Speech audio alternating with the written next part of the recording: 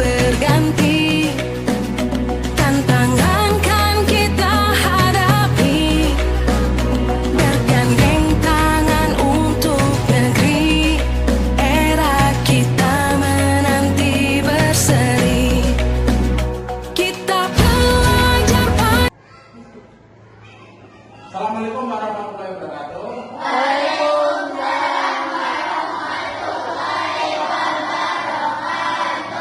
Alhamdulillah, masyaallah.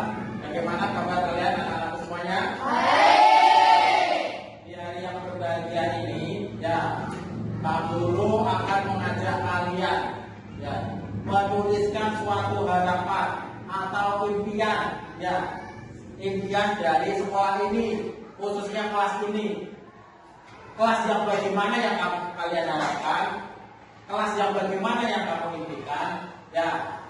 Apa yang kamu harapkan nanti, apa yang kamu impikan itu nanti, itu akan menjadi sebuah kesepakatan kelas kita, ya, untuk menjadi lebih baik dalam proses belajar mengajar di sekolah dan di kelas. Ya.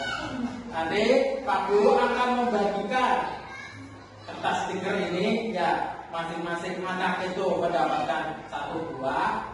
Yang masing-masing ini nanti silakan dituliskan harapan atau impian kalian di kelas ini, ya, khususnya umumnya di sekolah ini. Yang kamu impikan itu sekolah yang bagaimana, yang kamu harapkan itu kelas yang bagaimana, ya, paham? Paham.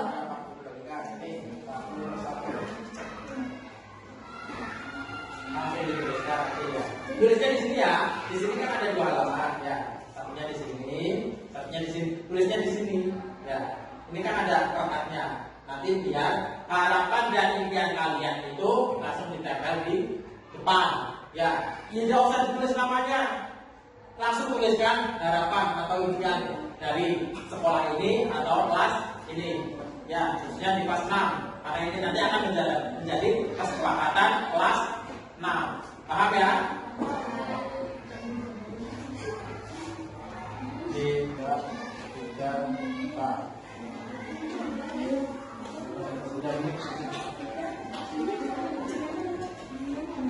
Sudah terima? Oh, silakan. Kalian bisa mulai menuliskan satu saja, satu harapan atau satu impian. Kurang, ya. Satu harapan atau satu impian yang kamu inginkan, ya. Bisa mulai dari sekarang. Pakai pulpen, ya, biar kelihatan. So, yang jelas, tidak usah diberi nama, ya, langsung kamu tuliskan. Paham? Ayo, silakan bisa dimulai dari sekarang. Bagaimana anak-anakku semuanya? Sudah? Baik, anak-anakku semuanya, apa yang kamu sudah tuliskan kertas stiker itu tadi, Pak Guru minta tolong untuk masing-masing satu persatu untuk bisa ditempelkan di depan, ya, di papan yang sudah ada kelas impian, ya, atau kelas harapan kamu semuanya. Nanti silakan ditempel di sini yang rapi, urut, ya, dari depan, ya, dari sini, ya.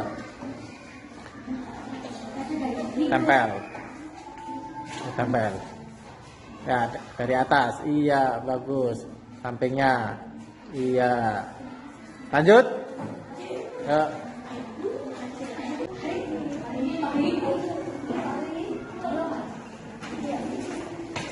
Yuk, lanjut.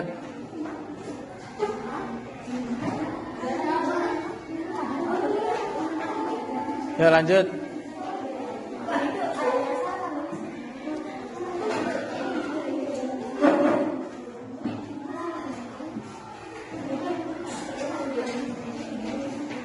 Yuk.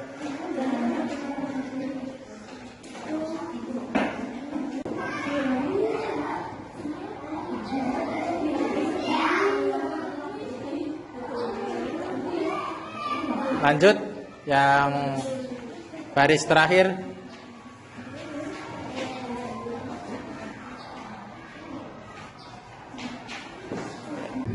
Baik, anak-anak semuanya, terima kasih. Anak-anak kelas 6 sudah menuliskan harapan atau impian kelas yang kalian inginkan. Ya, kelas 6 yang kalian inginkan itu seperti apa? Pada umumnya sekolah ini pada umumnya itu seperti apa yang kalian inginkan? Ya, kita bahas satu persatu. Yang pertama, kelas yang bersih dan rapi. Ya, sepakat ya semuanya ya. Apakah kalian setuju jika kelas 6 ini nanti menjadi kelas yang bersih dan rapi? Sekarang Pak Guru kasih tahu ya, kalau kelas yang bersih dan rapi itu bagian dari apa? Anak-anak semuanya. Bagian dari disiplin kah? Bagian dari kebersihan lingkungan kah? Bagian dari menghormati orang lain kah? Atau bagian dari apa kira-kira?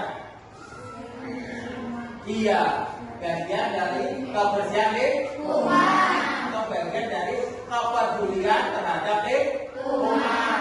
Ya, itu poin pertama yang bisa kita ya, kita tuliskan. Berarti yang pertama apa tadi? Anak-anak semuanya? Kepedulian terhadap lingkungan. Tuliskan ya. Nih. Ya. Kita bahas yang berikutnya yang kedua. Ya. Nah, ini kelas yang bersih dan rapi tadi sudah ya, sama ya. Nah, kita belajar lagi. Nah ini juga bersama. Ayo kita cari lagi yang lain. Nah ini juga sama ya.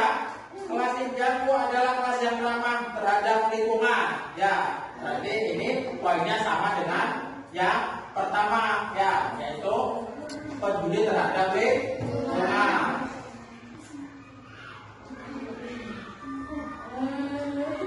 Selanjutnya ya, selanjutnya mendengarkan perkataan guru di saat belajar di kelas. Ya, berarti ini sikap yang bagaimana? Ini kita sepakati mendengarkan perkataan guru saat belajar di kelas. Setuju atau tidak? Setuju. Kalau setuju, artinya setuju. Berarti nanti kalian ke depannya itu harus sama-sama ya melaksanakan apa yang sudah menjadi impian kalian, harapan kalian. Ya, mendengarkan perkataan guru di saat belajar di kelas. Berarti ini termasuk apa? Sikap dia menghormati sesama guru dan murid. Ya, saja ya, menghormati guru dan murid. Ya, ya. Kami tuliskan yang kedua berarti menghormati sesama, ini saja ya. Menghormati guru dan sesama siswa.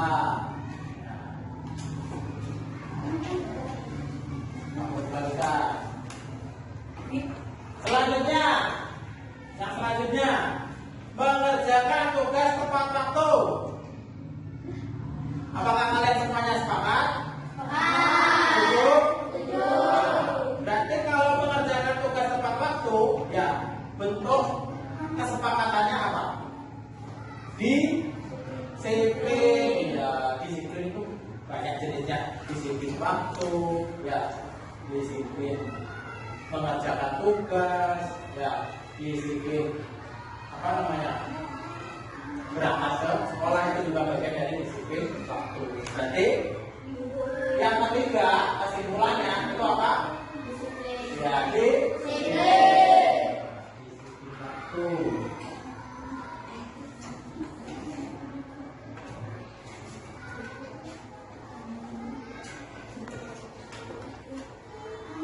Selanjutnya tepat datang ke sekolah. Ini bagian dari apa tadi? Disiplin ya, sudah ya. Nah, berarti tidak perlu kita tentang lagi. Yang selanjutnya, kelas impianku adalah kelas yang bersih dan tidak kotor. Tadi ya sudah termasuk kepedulian terhadap lingkungan.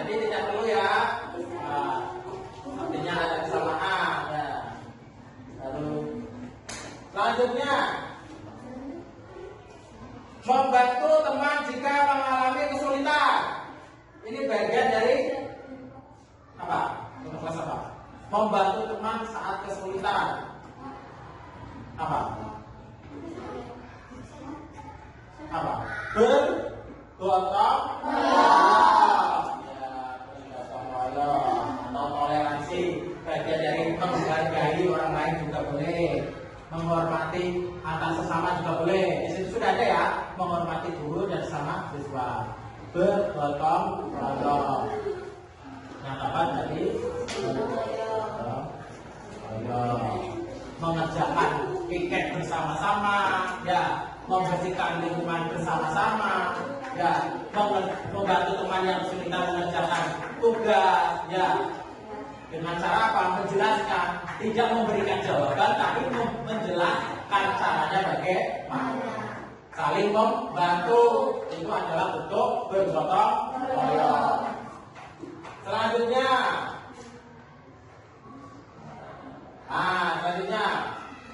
berteman dengan semua siswa. Maksudnya di sini itu mungkin berteman dengan siswa-siswa itu tidak memandang anak tersebut, siswa tersebut kaya atau miskin, pintar atau kurang pintar, misalkan ya. Jadi tidak memandang fisik, ganteng atau tidak, misalkan ya, cantik atau tidak, ya. Itu bagian dari apa? Misalkan menghargai teman yang berbeda kepercayaan, ya, misalkan jika ada teman kamu yang beragama non muslim, misalkan tetap berteman. Itu berarti sikap yang bagaimana? Berteman dengan semua siswa, tidak memandang, menghargai ya, atau yang lebih tepatnya itu toleransi, menghargai semuanya, menghargai dan menghormati semuanya. Itu berarti kita tuliskan apa? Toleransi.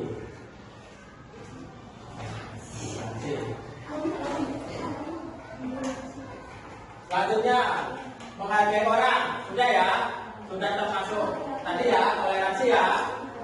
Kita kembali lagi. Selanjutnya, kelas yang bersih dan nyaman, sudah ya tadi ya, sudah sama dengan yang di depan itu rutin peduli terhadap lingkungan. Yang selanjutnya, menggunakan kata-kata sopan. Menggunakan kata-kata sopan. Itu bagian dari apa? Menggunakan kata-kata sopan. Apa berarti? Tadi menggunakan kata-kata sopan. Kan tadi sudah ada hal ya.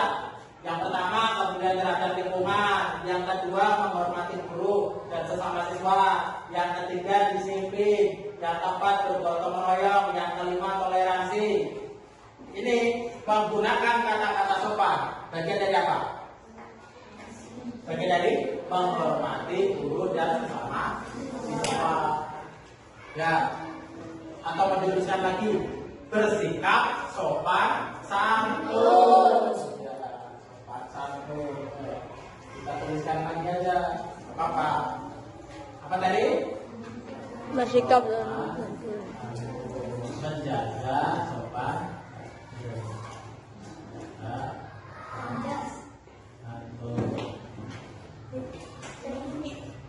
Sudah ada 6 ya. Selanjutnya, menjaga kelas tetap bersih dan nyaman. Sudah ya. Sudah seperti yang di depan tadi ya. Selanjutnya impianku adalah menjaga kelas tetap bersih dan aman. Sama ya. Berarti kemudian terhadap lingkungan kelas, ya, lingkungan sekolah, lingkungan kelas. Gitu. Selanjutnya, impianku adalah, ini sudah sama ya. Ini sudah. Impianku adalah bersihkan kelas tetap bersih. Ya. Selanjutnya, kelas impianku adalah ingin kelasku bersih dan mengikuti peraturan sekolah. Ya, nanti apa mengikuti peraturan sekolah? Itu tadi ya, kesepakatannya.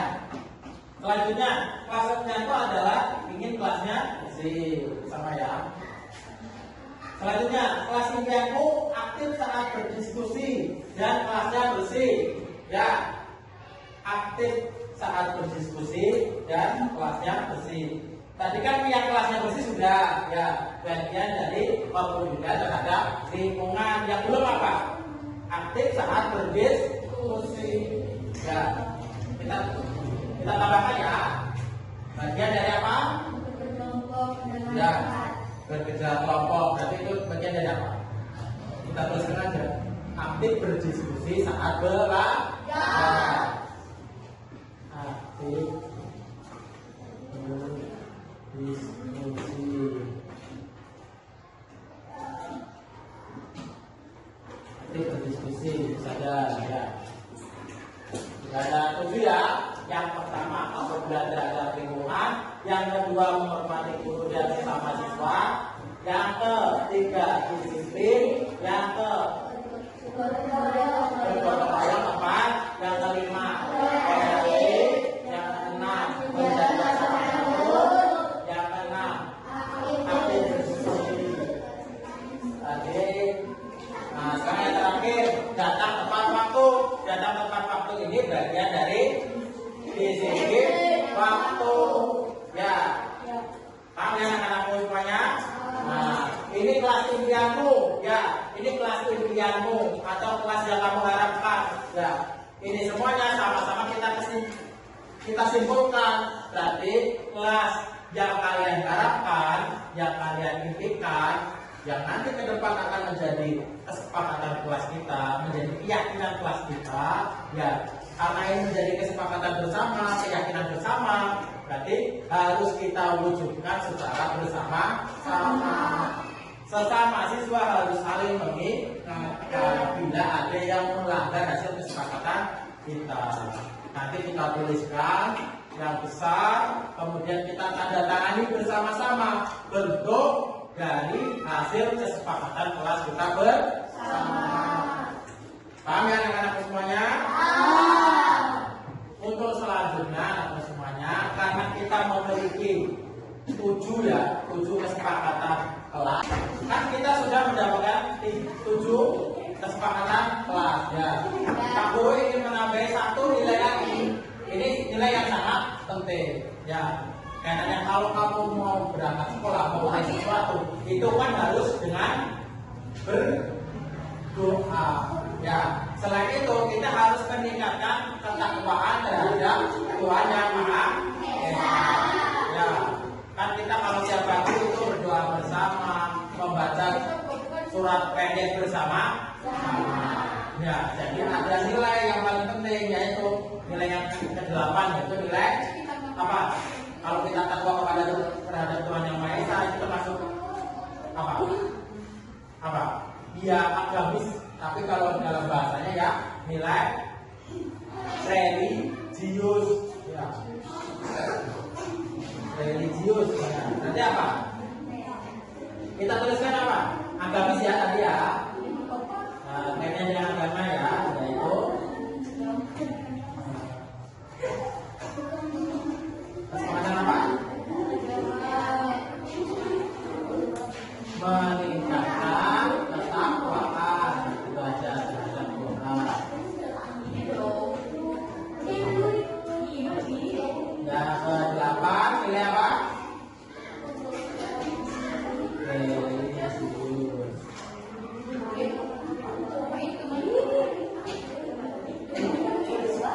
Maksudnya nilai religius itu ya meningkatkan ketakwaan terhadap Tuhan, ya kan? Dengan cara berdoa bersama sebelum melakukan segala sesuatu. Paham ya? Ya cukup. Berarti kan masing-masing kelompok sudah selesai mengkreasikan hasil tulisan kalian ya tentang kesempatan kelas kita. Sudah selesai kan? Setelah ini kami harapkan nanti masing-masing kelompok bisa menempelkan masing-masing kreasi tulisan dari kesepakatan kelas kita di kesepakatan yang ada di depan ya, di lembaran pengumuman yang ada di depan ini kesempatan ya. Masing-masing kelompok silakan nanti menempelkan di sini. Kemudian kalau sudah ditempelkan, nanti kita mendatangani hasil kesepakatan kita bersama ya, mendatangkan bersama. Kemudian setelah ditempelkan, kita pindahkan tempat yang sekiranya nanti bisa dibaca oleh anak-anak dan bapak guru ya. Paham ya? kelompok 1 dan seterusnya sampai ke kelompok 8. Hasil kesepakatan kita nanti untuk menandakan di dan cukup satu. Ya anak-anak semuanya, 8 hasil kesepakatan belajar kita, hasil kesepakatan kelas kita sudah ditempelkan. Ini hasil kreasi kalian, hasil tulisan dari masing-masing kelompok kalian ya. Ada yang satu kelompoknya 2 orang, ada yang satu kelompoknya 3 orang ya. Tapi bagaimanapun ini hasil kreasi tulisan kalian. Mari kita berdomani bersama untuk bisa melaksanakan kegiatan belajar di sekolah ataupun di kelas ya. Supaya apa? Supaya nanti bisa kita laksanakan bersama-sama dan selalu kita ingat-ingat bersama. Tidak hanya diingat tapi dilaksanakan bersama-sama. Ya, ada peduli terhadap lingkungan, itu kaitannya dengan kebersihan. Mari kita jaga kebersihan di kelas. Pada khususnya ya, pada umumnya di sekolah kita jaga kebersihan bersama-sama. Itu peduli terhadap lingkungan. Ya. Yang kedua kaitannya dengan menghormati guru dan siswa. Ya, menghormati guru dan siswa. Selain kamu harus menghormati ya dan patuh tertib apa yang sudah dikatakan Bapak Ibu guru, dan juga kalian harus menghormati apa yang sedang dilaksanakan oleh teman kalian sesama siswa. Yang selanjutnya disiplin. Disiplin ini banyak jenisnya. Ada disiplin seragam, disiplin waktu ya. Jadi kalian kalau berangkat harus tepat waktu ya. Itu kaitannya dengan jika disiplin mengerjakan PR juga tepat waktu ya. Jangan sampai mengerjakan PR di sekolah ya. Itu bentuk dari disiplin. Yang keempat yaitu bergotong royong. Nah, jika ada tugas kelompok dikerjakan secara bersama-sama. Kalau kamu sudah dibentuk republikan, maka semua yang ada di republikan itu bertanggung jawab mengerjakan sesuatunya. Jika kalian sudah dibentuk kelompok, ya maka masing-masing yang ada di anggota dalam kelompok itu harus saling mengerjakan bersama-sama. Itu namanya gotong royong. Kalau ada tugas kerja bakti juga dilaksanakan secara bersama-sama, bergotong royong. Yang selanjutnya menjaga sopan santun. Menjaga sopan santun ini bagian dari pembentukan karakter yang baik. Ya, jaga sopan santun itu tidak hanya kepada orang tua, tetapi juga terhadap adik kelas kita, juga terhadap teman yang ada di kelas kita. Sikap sopan santun. Kemudian kesepakatan yang berikutnya adalah aktif diskusi. Aktif diskusi ini maksudnya jika ada pembentukan kelompok atau tugas bersama yang diwajibkan untuk diskusi, ataupun saat Bapak Ibu memberikan materi terhadap anak-anak semuanya ini, jika diberi kesempatan untuk bertanya, silakan bertanya sebaik mungkin. Supaya Pak supaya memperoleh informasi sebanyak-banyak. Selain itu juga anak-anak semuanya kita belajar berpendapat, mendiskusikan segala sesuatu ya, kaitannya dengan pelajaran tentunya kalau kelas ya. Kemudian kesepakatan yang berikutnya adalah toleransi. Toleransi tadi ya, tentu menghormati antar sesama, tidak pilih-pilih teman ya, mau itu yang agamanya muslim, mau yang agamanya orang muslim, mau anak itu misalkan anak orang kaya atau anak yang kurang mampu, kita tidak boleh pilih-pilih teman. Menghargai, menghormati itu bagian dari toleransi. Nah, kemudian yang tidak bisa dilepaskan, itu yang paling utama, segala sesuatunya itu kita harus awali dengan berdoa. Ya, berdoa. Menjaga ketakwaan kita terhadap Tuhan, terhadap Allah. Ya, sebagai umat muslim kita tidak boleh lepas dari yang namanya sholat 5 waktu. Ya, seperti halnya budaya di sekolah kita itu, setiap akan melaksanakan pembelajaran bersama, kita berdoa bersama di lapangan. Selain berdoa bersama juga kita selalu membaca surat pendek. Ya, itu bagian dari nilai dari jiwa. Nah, anak-anakku semuanya, ini adalah hasil kesepakatan bersama. Mari kita laksanakan bersama-sama supaya lebih kuat, supaya lebih mengenal. Mari kita mendatangani hasil kesepakatan kelas ini bersama. Pak Guru juga akan bertanda tangan, anak-anakku semuanya juga akan tanda tangan. Ya, nanti kalian satu-satu maju untuk menandatangani hasil kesepakatan kelas kita. Cukup ya, baik anak-anakku semuanya, alhamdulillah hari ini kita sudah melaksanakan atau melakukan kegiatan untuk membuat kesepakatan kelas dari bagaimana kelas yang kalian impikan, ide dari kalian, ya, kemudian kita beri kesimpulan bersama-sama untuk menjadikan sebuah kesepakatan kelas kita yang sudah ditandatangani oleh Pak Guru sebagai guru kelas dan anak-anakku semuanya yang berjumlah 20 siswa. Untuk selanjutnya anak-anakku semuanya, ini nanti kita pindahkan di papan tulis, kita pindahkan di tempat yang paling sering kita baca, ya, tentunya di belakang atau di samping situ. Nanti kita bisa pindahkan ke situ. Ya. Untuk selanjutnya, Pak Guru ucapkan terima kasih atas kerjasama kaliannya hari ini, kejadian hari ini. Pak Guru cukupkan sekian.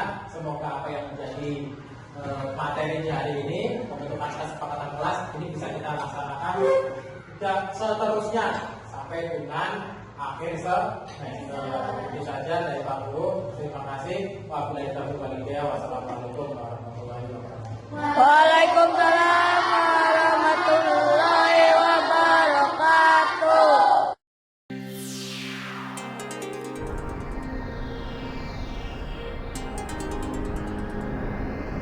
Warahmatullahi wabarakatuh. Alhamdulillah, Bapak Ibu semuanya, kita dapat berkumpul hari ini untuk mengadakan pengibasan di modul 1.4 sesuai dengan penugasan calon guru penggerak yang sudah saya ikuti. Untuk kali ini saya akan memberikan pengibasan tentang budaya positif, ya, Bapak Ibu semuanya. Tentunya Bapak Ibu bertanya-tanya, apa sih itu budaya positif? Apakah makna budaya positif itu? Dan apa contoh penerapan positif yang telah kita terapkan, Bapak Ibu semuanya? Tentunya kita harus tahu dulu makna dari budaya positif itu seperti apa. Setelah tahu maknanya, bagaimana penerapan budaya positif itu yang telah kita terapkan? Tentunya kan di sekolah kita sudah banyak menerapkan hal-hal kebajikan, hal-hal baik.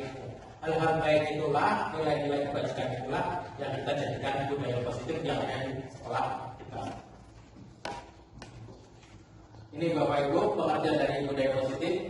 Budaya positif di sekolah yaitu nilai-nilai dan kebiasaan-kebiasaan di sekolah yang berpihak pada peserta didik agar mereka dapat berkembang menjadi pribadi yang kritis, penuh hormat dan bertanggung jawab. Perubahan paradigma. Ini perubahan paradigma sesuai dengan filosofi pendidikan Ki Hajar Dewantara. Yang pertama yaitu bukan tabula rasa. Yang kedua, semua anak terlahir dengan bakatnya masing-masing. Jadi masing-masing anak itu memiliki karakteristik yang berbeda-beda, memiliki keunikan yang tersendiri. Yang ketiga, tugas guru menuntun bakat tersebut agar anak tumbuh dengan selamat dan bahagia.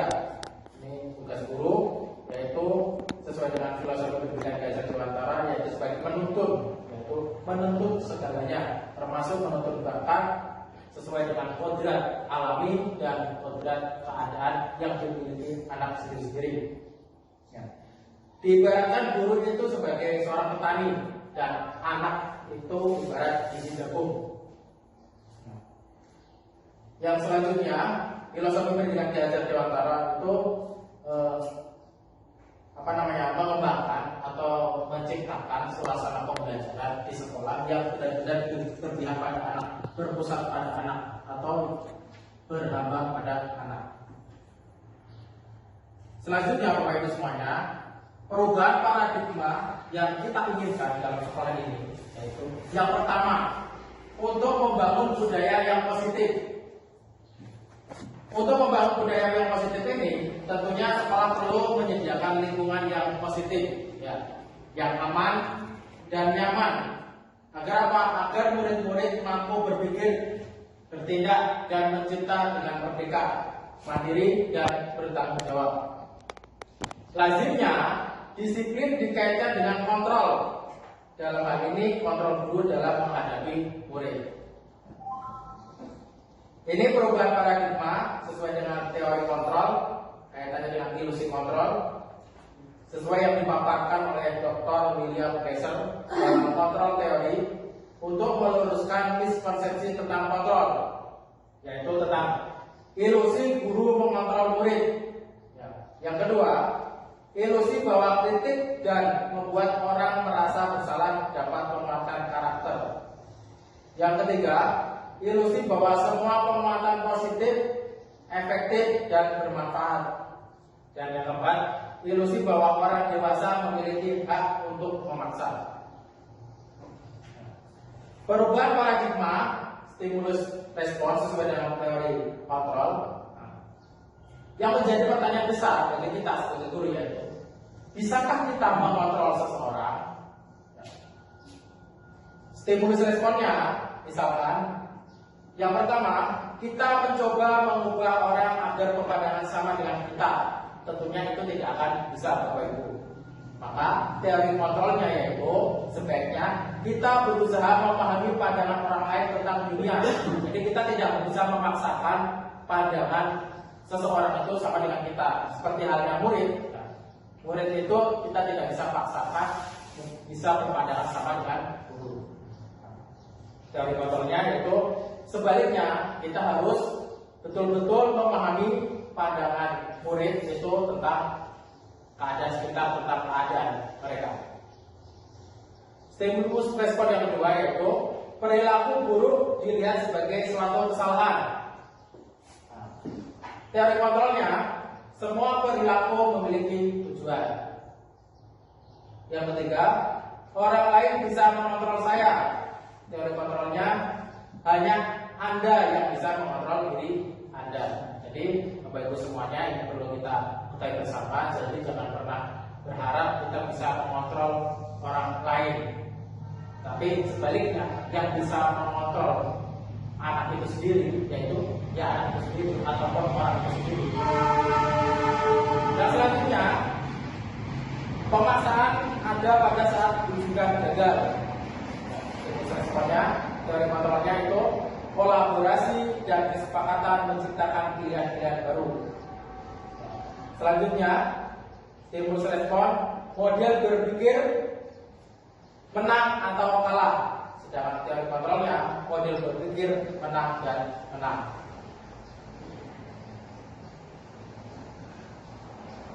Selanjutnya, Bapak Ibu semuanya, kita akan belajar apa makna disiplin itu.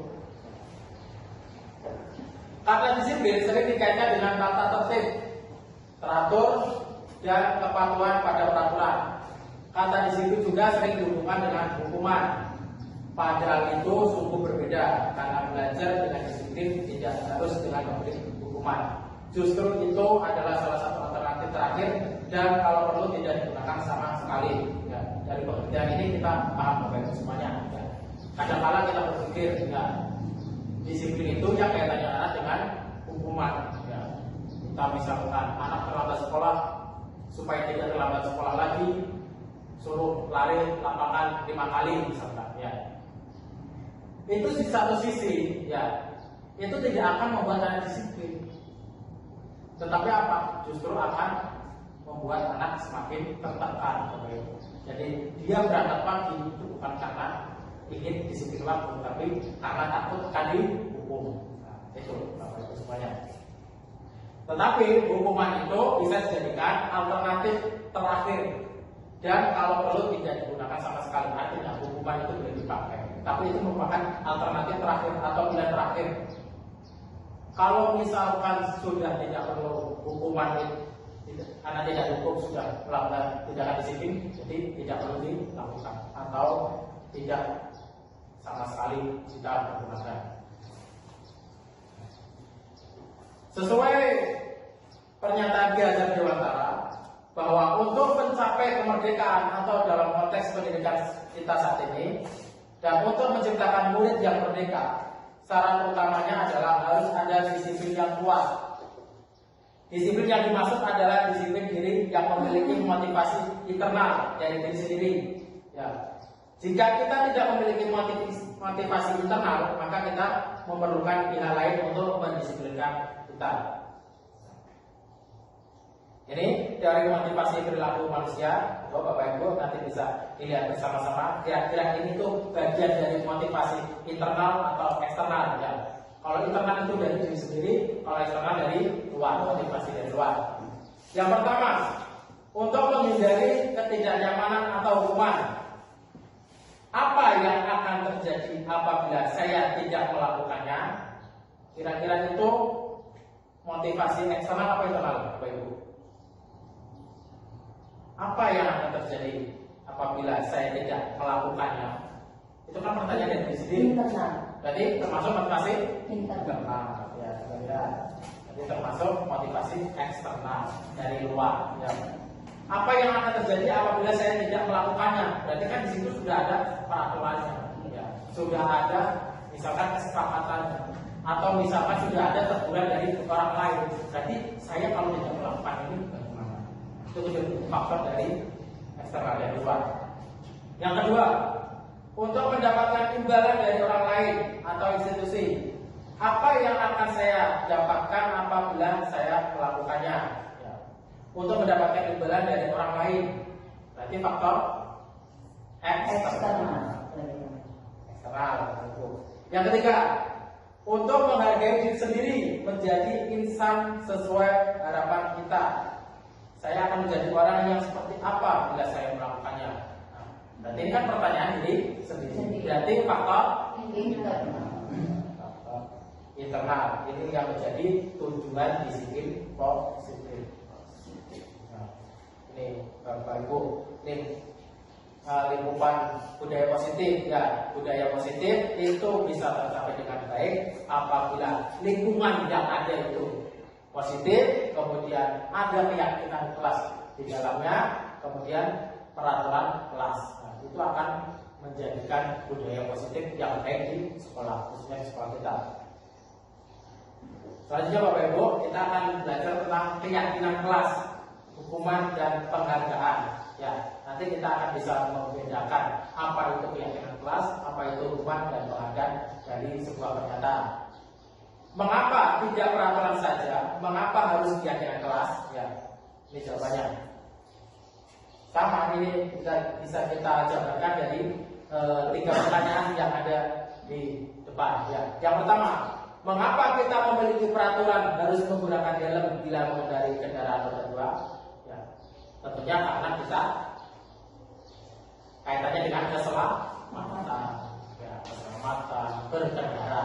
Itu pentingnya ada peraturan harus menggunakan helm. Yang kedua, mengapa kita memiliki peraturan 3M, menggunakan masker, mencuci tangan, menjaga jarak 1,5 meter? Ini berarti kaitannya dengan apa? Kesehatan, ya, kesehatan. Kaitannya dengan kesehatan. Yang ketiga, mengapa kita memiliki peraturan harus datang tepat waktu pada saat mengikuti pelatihan? Supaya tidak ketinggalan materi. Bagian dari disiplin waktu. Untuk mendukung motivasi intrinsik, kembali ke nilai-nilai atau keyakinan lebih menggerakkan seseorang dibandingkan mengikuti serangkaian peraturan. Kadang itu kita akan lebih mengenal atau lebih memahami atau bisa melaksanakan apabila itu hasil dari kesepakatan bersama. Ya. Kan kita ada istilah peraturan kan dibuat itu dilanggarkan seperti itu. Tapi kalau ada kesepakatan mau tidak mau, ya, itu karena hasil kesepakatan dan sudah kita sepakati, sudah kita setujui, maka itu akan terpati dalam diri kita supaya apa yang jadi kesepakatan itu bisa benar-benar terlaksana. Ini pengertiannya, Bapak Ibu. Kaitannya dengan keyakinan kelas adalah nilai-nilai kebajikan atau prinsip-prinsip universal yang disepakati bersama secara universal, lepas dari latar belakang suku, negara, bahasa maupun agama. Menurut Gosen, ya di tahun 1998, suatu keyakinan akan lebih memotivasi seseorang dari dalam atau intrinsik. Seseorang akan lebih bersemangat untuk menjalankan keyakinannya daripada hanya sekedar mengikuti serangkaian peraturan. Seseorang akan lebih, poin yang paling penting dari pernyataan Gosen itu adalah semuanya, seseorang akan lebih bersemangat untuk menjalankan keyakinan hasil kesepakatan bersama daripada hanya sekedar mengikuti serangkaian peraturan. Ini langkah-langkah pembentukan keyakinan kelas, Bapak Ibu, yang perlu kita cermati ketika nanti ingin membuat keyakinan kelas yang ada di kelas kita masing-masing. Yang pertama, keyakinan kelas bersifat abstrak daripada peraturan yang lebih rinci dan konkret. Yang kedua, keyakinan kelas berupa pernyataan-pernyataan yang universal, yang dapat dipahami, yang bersifat keseluruhan, universal. Yang ketiga, pernyataan keyakinan kelas senantiasa dibuat dalam bentuk positif, hal-halnya positif, kata-kata positif. Yang keempat, keyakinan kelas hendaknya tidak terlalu banyak sehingga mudah diingat dan dipahami. Jadi keyakinan kelas itu tidak perlu banyak-banyak. Misalnya 10, 15 tidak perlu Bapak Ibu. 7, 5 pun yang penting mudah dipahami anak, ya, mudah dilaksanakan oleh anak, dimengerti oleh anak, itu cukup. Selanjutnya, semua warga kelas sebaiknya ikut berkontribusi dalam membuat kegiatan kelas lewat surat pendapat, ya, karena ini keyakinan kelas itu merupakan kesepakatan bersama antara guru dan murid, maka perlu kontribusi. Jadi yang paling berperan itu anak. Anak itu tidak paling dulu, ya. Mereka berpendapat menuliskan sesuatu kelas yang mereka harapkan atau suasana pembelajaran yang mereka harapkan. Dan selanjutnya, bersedia meninjau kembali keyakinan kelas dari waktu ke waktu, ya. Jadi apa yang menjadi kesepakatan atau keyakinan kelas itu, ya, itu tidak harus kita taati seterusnya. Dalam jangka tertentu apabila ditemukan, ya, yang perlu kita kesepakati bersama dalam keyakinan kelas itu, maka perlu ada tinjauan kembali.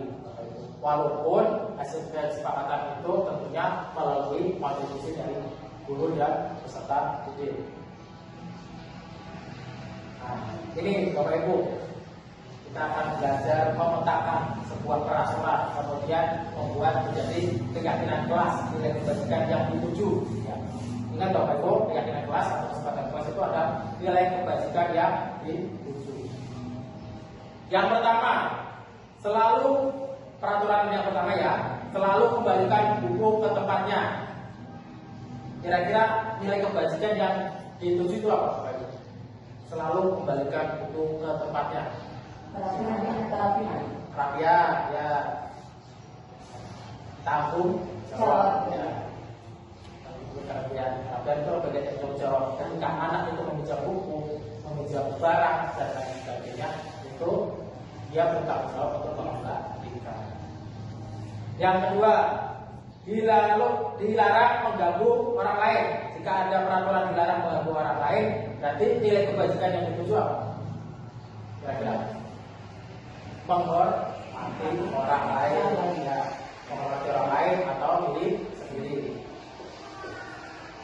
Peraturan yang ketiga, hadir di sekolah 15 menit sebelum pembelajaran dimulai. Nilai kebajikan yang dituju? Disiplin, ya.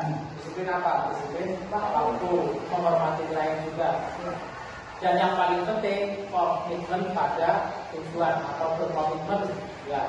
Jika sudah ada peraturan hadir di sekolah 15 menit, maka dia harus berkomitmen melaksanakan peraturan itu. Peraturan yang keempat, dilarang melakukan kekerasan. Jadi nilai kebajikan yang ketujuh apa? Kira-kira apa, Bu? Saling apa sih? Menyayangi. Iya, menghormati orang lain, saling menyayangi, dan yang paling penting adalah keselamatan. Selanjutnya, peraturan dilarang menggunakan narkoba. Nilai kebajikan yang ketujuh itu kaitannya dengan nilai kesehatan. Selanjutnya, bergantian atau menunggu giliran. Budaya antri ya. Budaya antri berarti dia sama kaitannya dengan menghormati orang lain, kesabaran itu. Selanjutnya, peraturan menggunakan masker. Nilai kebajikan yang dituju Kesehatan. kesehatan, keselamatan. Dan yang terakhir, jangan berlari di kelas atau belajar kelas. Dan tadi dengan apa? Keselamatan Keselamatan, ketertiban. jangan terjadi ketertiban. Ya, jadi itu. Jadi nanti misalkan Bapak Ibu ingin membuat sebuah keyakinan kelas atau kesepakatan kelas, ya, yang perlu kita buat itu adalah melihat dulu peraturan yang ada, kemudian kita bisa membuat keyakinan kelas seperti yang dicontohkan. Jadi kata-katanya itu bersifat universal, tidak misalkan dilarang, ya. Kan kita menggunakan kata-kata positif tadi. Jadi menghindari kata-kata dilarang atau jangan. Tapi kata-kata yang lebih universal untuk keyakinan kelas, karena nilai kebajikan yang dituju, nilai yang bisa dipelajari anak, misalkan tanggung jawab, kesabaran, menghormati orang lain, menghargai orang lain, toleransi, ya, kesehatan, keselamatan, dan lain-lain. Pokoknya kata-kata yang bersifat universal. Nah, ini contoh penerapan pembuatan keyakinan kelas, itu yang saya lakukan di kelas 6. Di situ ada dokumentasinya. Yang pertama yaitu guru membimbing siswa untuk membuat keyakinan kelas. Ya, di sini Bapak Ibu saya ingin ceritakan langkah-langkahnya. Yang paling pertama yaitu memberikan kesempatan anak untuk berkontribusi. Yaitu dengan cara apa? Silakan anak-anak itu menuliskan kelas impian, ya, suasana pembelajaran impian atau kelas yang diharapkan dituliskan. Dituliskan di sebuah kertas stiker kecil, kemudian nanti masing-masing anak menempelkan di depan. Ya.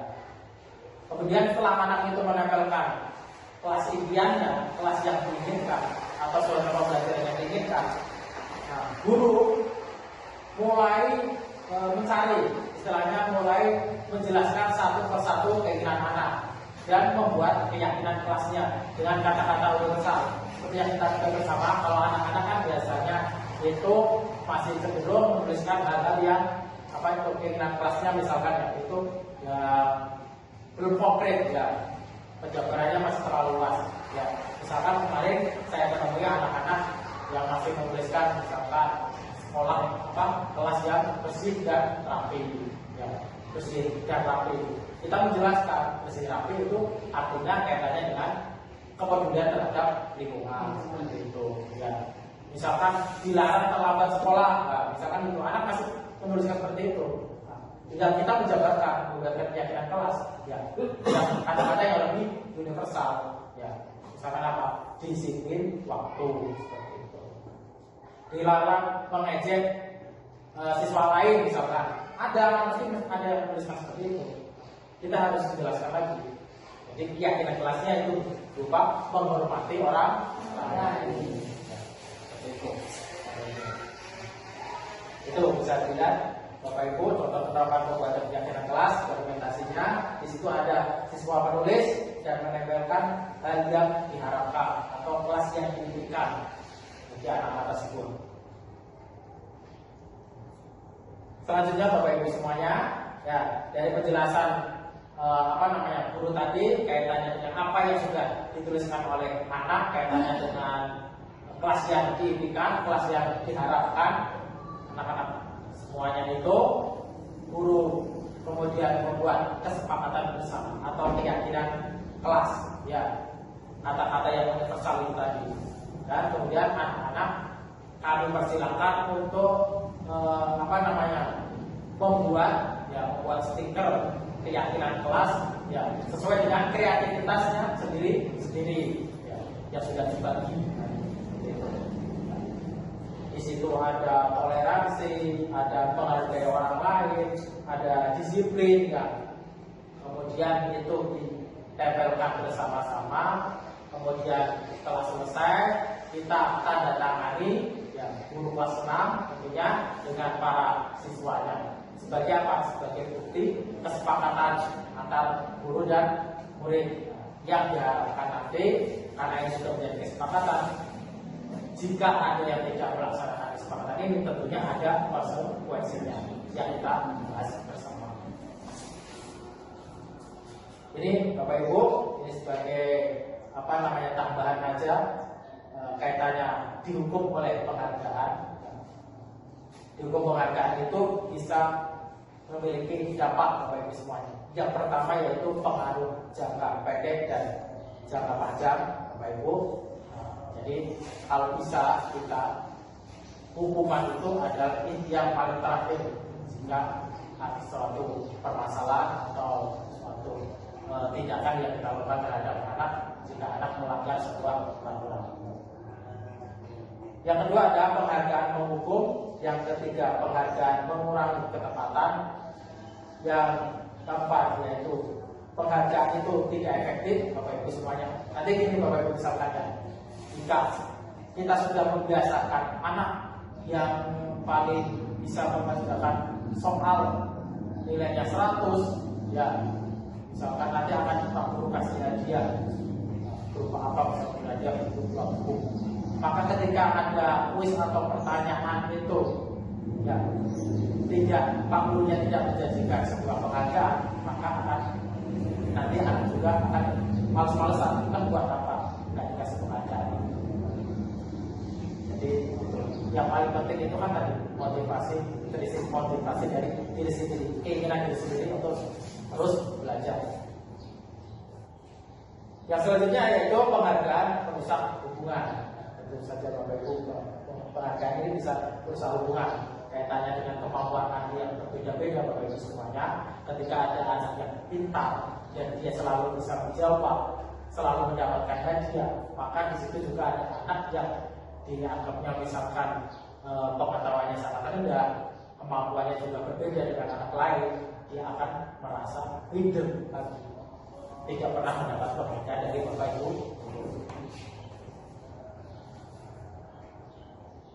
Ya, ini Bapak Ibu, ya. Ini contoh. Di sini ada tindakan guru, ya. Nanti kita tinggal memetakan. Ini merupakan hukuman atau konsekuensi. Yang pertama, mencatat 100 kali di dalam buku kalimat saya tidak akan terlambat lagi karena terlambat ke sekolah. Ya, Bapak Ibu, misalkan nih Bapak Ibu memberikan hukuman kepada anak mencatat di buku sebuah kalimat saya tidak akan terlambat lagi karena terlambat ke sekolah. Ya. Itu kira-kira merupakan hukuman atau konsekuensi Bapak Ibu? Hukuman atau konsekuensi? Itu memberatkan apa tidak Bapak Ibu? Memberatkan kan? Memberatkan. Kalau memberatkan kira-kira termasuk hukuman atau konsekuensi? Hukuman. Iya, termasuk hukuman. Selanjutnya Bapak Ibu, tindakan guru yang kedua. Misalkan Bapak Ibu guru, ya, menyuruh anak lari mengelilingi lapangan basket 2 kali karena terlambat hadir di sekolah. Hukuman atau konsekuensi Bapak Ibu? Hukuman. Ya. Yang ketiga, murid diminta untuk push up 15 kali karena tidak menggunakan masker ke sekolah. Jelas ya Bapak Ibu ya, karena memberatkan berarti juga masuk hukuman. Selanjutnya, menggantikan kertas tugas teman yang telah dicoret-coret. Konsekuensi tanggung jawab. Ya, konsekuensi kaitannya dengan nilai kebajikan yaitu tanggung jawab. Konsekuensi Bapak Ibu. Selanjutnya, tindakan guru membersihkan tumpahan air di meja tulis karena tersegel pada saat belajar. Konsekuensi. Tindakan guru selanjutnya, meminta murid tidak mengenakan sepatu seharian di sekolah karena tidak mengenakan sepatu hitam. Meminta murid tidak mengenakan sepatu seharian di sekolah karena tidak mengenakan sepatu hitam. Hukuman atau konsekuensi Bapak Ibu? Hukuman. Selanjutnya, lari mengelilingi lapangan basket 2 kali karena terlambat 10 menit untuk pelajaran besokan. Hukuman apa konsekuensi Bapak Ibu? Hukuman. Tindakan guru lari mengelilingi lapangan basket 2 kali karena terlambat 10 menit untuk pelajaran besokan. Bapak Ibu, kira-kira Tanggung jawab. apa? Bukan hukuman, konsekuensi. Hukuman apa konsekuensi? Konsekuensi. Ya, kan anggapnya itu karena itu pelajaran olahraga, ya Bapak Ibu ya. Besokan kan itu saat pelajaran besokan. Nah, itu bisa jadi ya hukuman apabila bukan pelajaran olahraga. Karena ini pelajaran olahraga, ya hitung anak itu istilahnya niatnya gurunya itu untuk pemanasan. Nah, jadi itu bagian dari konsekuensi karena dia terlambat. Itu dari sini kita bisa belajar Bapak Ibu. Jadi bisa memilih-milih ya tindakan-tindakan yang selama ini kita lakukan itu termasuk hukuman atau konsekuensi. Semuanya. Jadi diharapkan kedepannya kita segala sesuatunya kalau ingin memberikan tindakan kesalahan pembelajaran kesalahan dari anak itu harus benar-benar bisa mengidentifikasi ya, ini merupakan hukuman atau konsekuensi apa yang tindakan yang saya lakukan terhadap anak ini. Ini Bapak Ibu dari buat tindakan nanti ya ada hukuman dan konsekuensi. Ini perbedaan yang kita dapatkan. Yang pertama, hukuman ya sesuatu yang menyakitkan harus terjadi ya.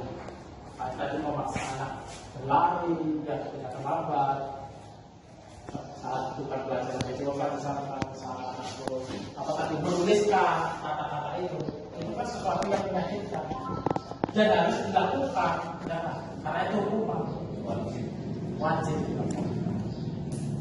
Itu akan berdampak bagi anak sangat menyakitkan.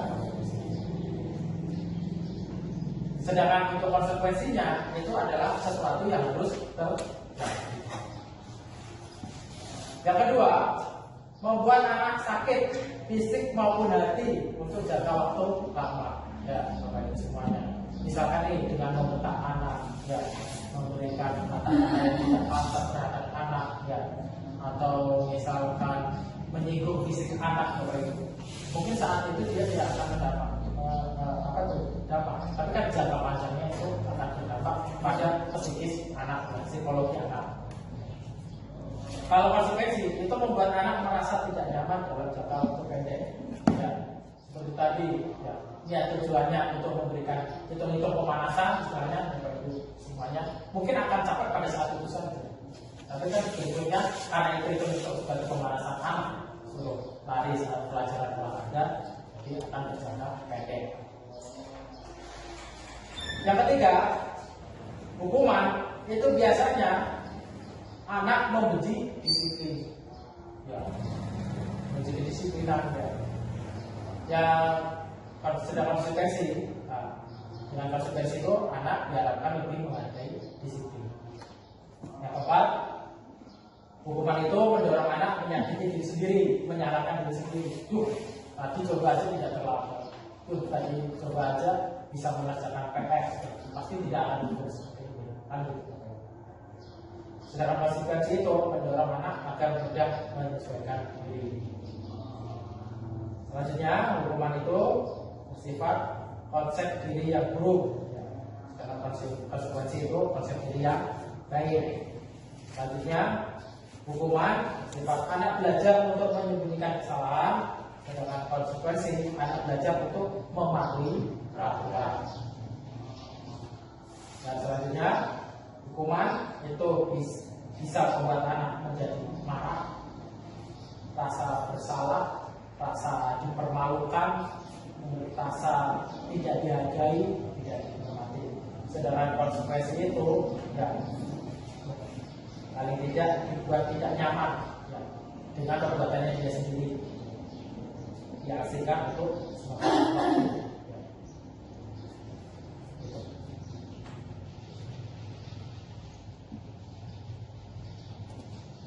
Selanjutnya Bapak Ibu semuanya, kaitannya dengan teori kontrol dan hukuman dan konsekuensi tadi, pada hakikatnya manusia itu memiliki kebutuhan dasar untuk bertahan hidup, survive ya. Ada kebutuhan dasar diterima atau kasih sayang atau cinta kasih ya.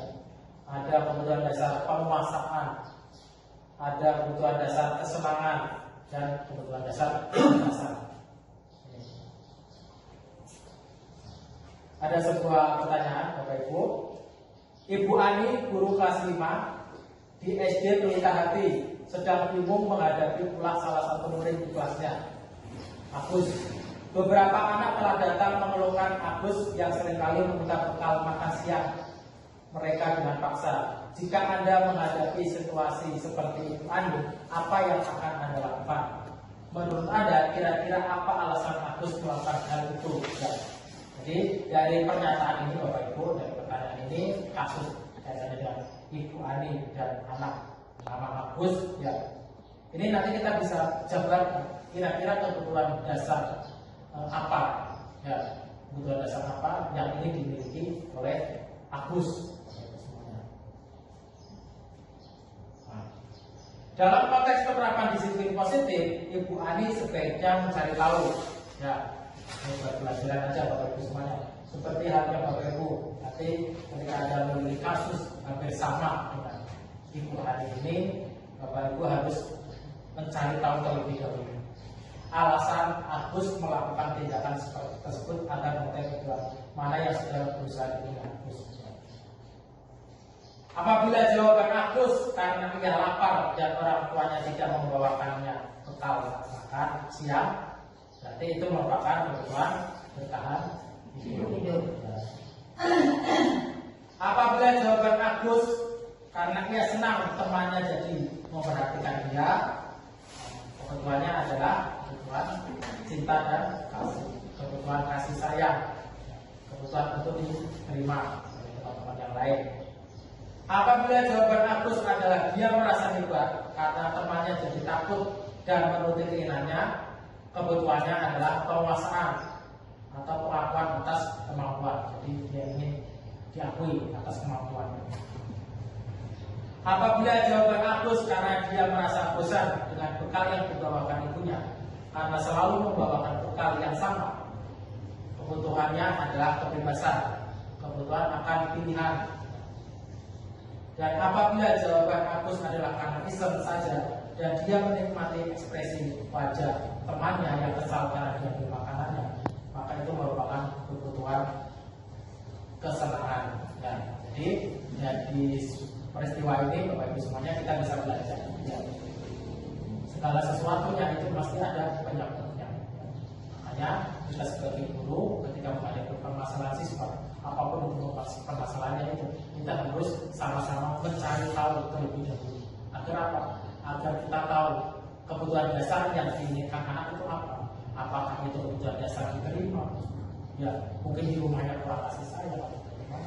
Jika dia mencari perhatian di sekolah, ya, apakah kebutuhan bertahan hidup? Apakah kalau benar-benar dia misalkan tidak punya sehingga tidak membawa bekal nasi dari rumah? Itu pentingnya kita mengidentifikasi atau mencari tahu dulu dari anak tersebut. Ini posisi kontrol Bapak Ibu, posisi kontrol yang dimiliki oleh seorang guru, yaitu ada posisi kontrol penghukum, ya, ada posisi kontrol pembuat merasa bersalah, ya, ada posisi kontrol sebagai teman, ada posisi kontrol sebagai pemantau, ada posisi kontrol sebagai manajer. Ya. Nanti kita bisa belajar Bapak Ibu di kesempatan berikutnya. Posisi penghukum itu seperti apa, membuat merasa bersalah itu apa, teman itu seperti apa, pemantau itu seperti apa, manajer. Pada hakikatnya Bapak Ibu semuanya, 5 posisi kontrol ini adalah posisi kontrol yang sering kita lakukan secara sadar atau tidak sadar. Ya, dari apa yang sudah kita pelajari tentunya, posisi kontrol yang paling baik adalah posisi kontrol manajer. Ya, karena apa? Yaitu kita bisa menghargai diri sendiri. Posisi bisa menghargai diri sendiri.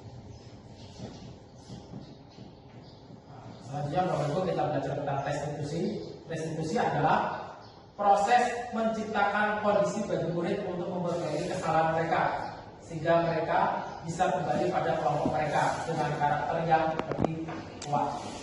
Ini seperti yang disampaikan oleh dosen di tahun 2004. Ya, restitusi adalah proses menciptakan kondisi bagi murid untuk memperbaiki kesalahan mereka sehingga mereka bisa kembali pada kelompok mereka dengan karakter yang lebih kuat. Ciri-ciri restitusi Bapak Ibu, yang pertama yaitu bukan untuk menebus kesalahan, namun untuk belajar dari kesalahan. Ya, jadi bukan untuk menebus atau membalas kesalahan itu, tapi belajar dari sebuah kesalahan. Yang kedua yaitu untuk memperbaiki hubungan. Yang ketiga, restitusi itu merupakan tawaran, ya, tawaran untuk belajar dari kesalahan, bukan paksaan. Paksaan untuk belajar. Yang keempat, restitusi menuntut untuk melihat ke dalam diri.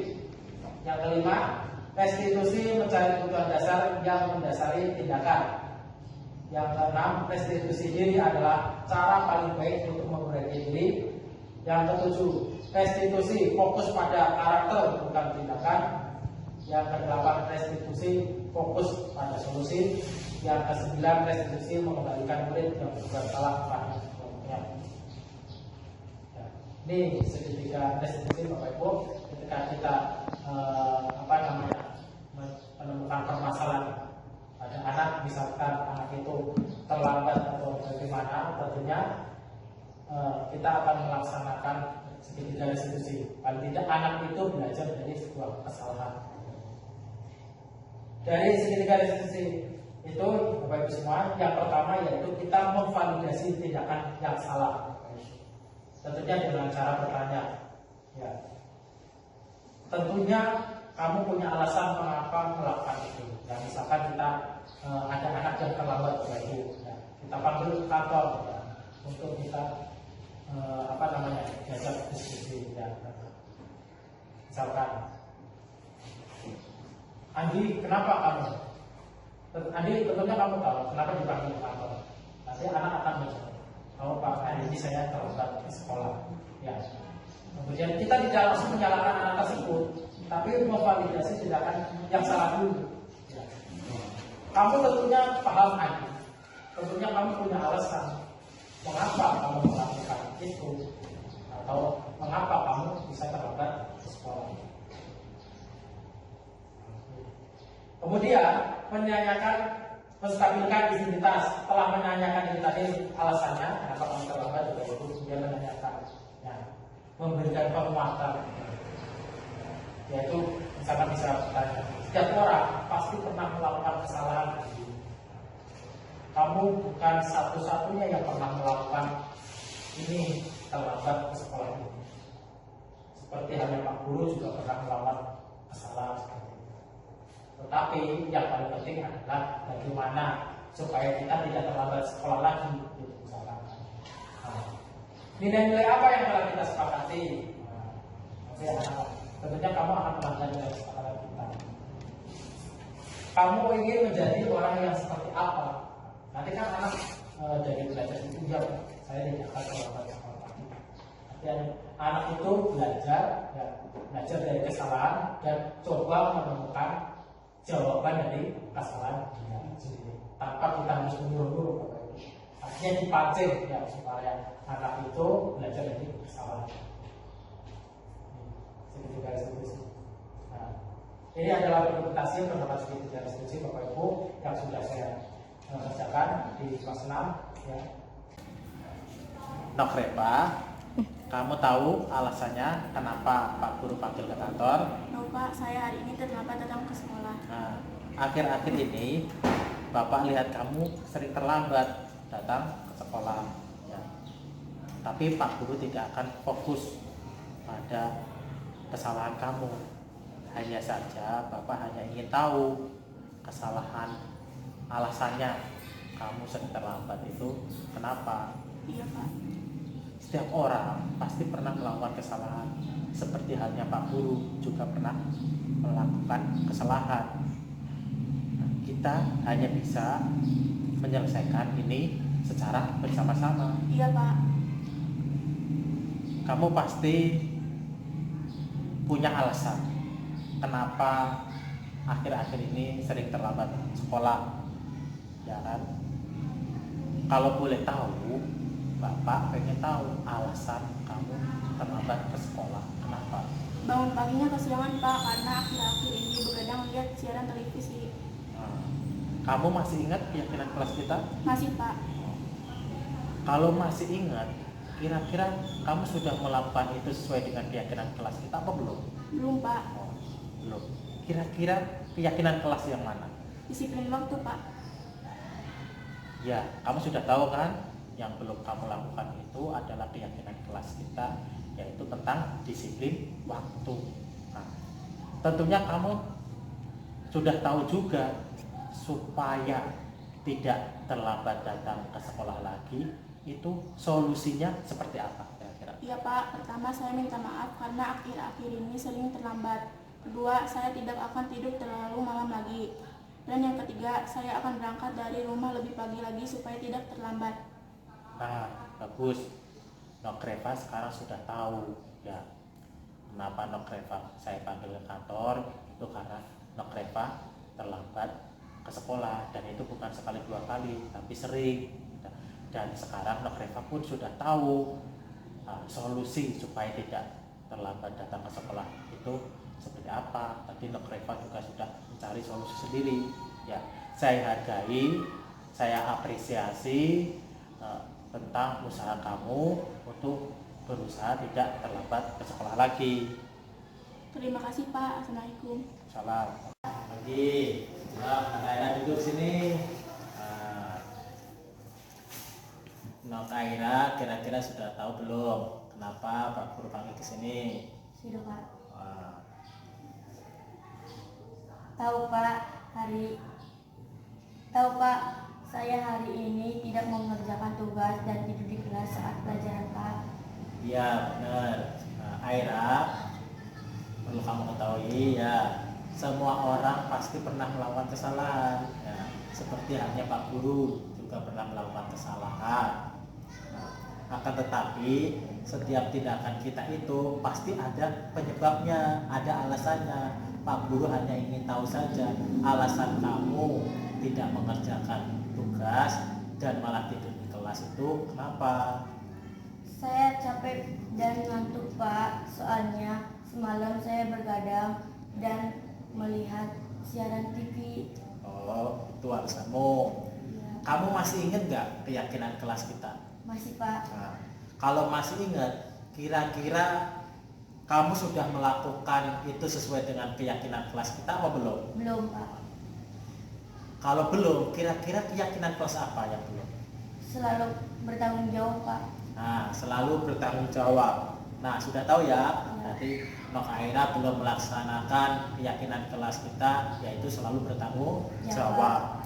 Nah, kalau kamu sudah tahu, sekarang Pak Guru tanya, kira-kira solusi yang tepat itu seperti apa supaya Nokaira nanti tidak terlambat, tidak lagi tidak mengerjakan tugas, dan yang paling penting tidak lagi tidur di kelas.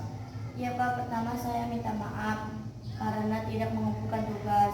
Kedua, saya tidak akan tidur terlalu malam lagi. Dan yang ketiga, saya akan mengerjakan tugas dari Pak Guru dan akan saya kumpulkan besok. Ya, bagus. Nah, kamu sudah tahu ya kesalahanmu seperti apa, dan yang paling penting kamu sudah tahu solusi yang kamu akan kerjakan supaya tidak tidur di dalam kelas dan tidak mengerjakan PR dari Pak Guru. Sekarang silakan kamu kembali ke kelas kamu. Iya Pak, permisi. Ya, Salim. Alhamdulillah Bapak Ibu, demikian penjelasan budaya positif yang ada di sekolah kita. Bapak Ibu, budaya positif kaitannya dengan penugasan saya sebagai calon guru penggerak angkatan 7 Kabupaten Brebes.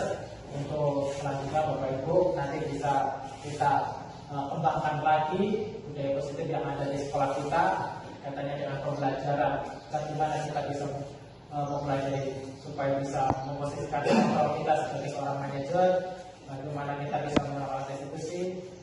Di depan kita akan belajar bersama dan berdiskusi bersama. Terima kasih Bapak Ibu, itu saja yang bisa saya sampaikan. Terima kasih sekali atas kesempatan yang saya diberikan kesempatan. Wassalamualaikum warahmatullahi wabarakatuh.